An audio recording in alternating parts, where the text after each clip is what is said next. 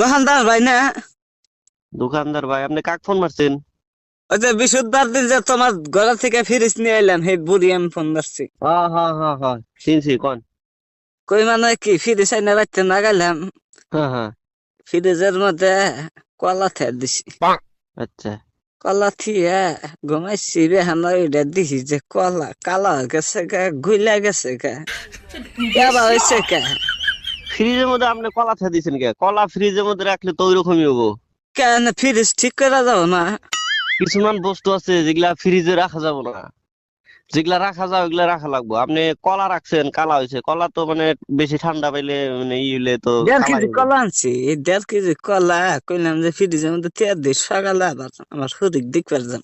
তা কলা নষ্ট হয়ে গেল, গাতে পয়সাও নাই। আবার এই যে যাওয়া যাইতে হম হম। বিস্কুট খেয়ে দিছি। আচ্ছা। এই বিস্কুট একবারে গইলা পাতলা পায়খানা নাগাল হয়ে গেছে গা, দেখছ?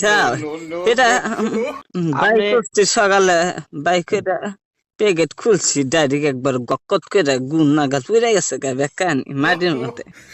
বাইতে কুত্তা ছিল, কুত্তা আবার খাই আরাম পাইলো। তাহলে ইয়া বা করলে কি ভাবো, ফ্রিজের আমাকে নষ্ট করতেছে গো পয়সা গুলা। আপনি আজব আজব কাম করেন কে? আপনি ফ্রিজের ভিতরে কেন বিস্কুট রাখবেন? বিস্কুট হইলো শুকনা জিনিস, আপনি ফ্রিজে রাখলে তো এটা ঠান্ডা হয়ে ভিজা ভিজা হয়, ওটা তো গইলাই যাবো। আপনি বিস্কুট কেন মানে ফ্রিজে রাখলেন? আপনি বিস্কুট ফ্রিজে রাখলে মানে ভাত তরকারি এগুলা বেশি হইলে, মাছ মাংস এগুলা ফ্রিজে রাখে, আপনি বিস্কুট কে রাখছেন ফ্রিজে?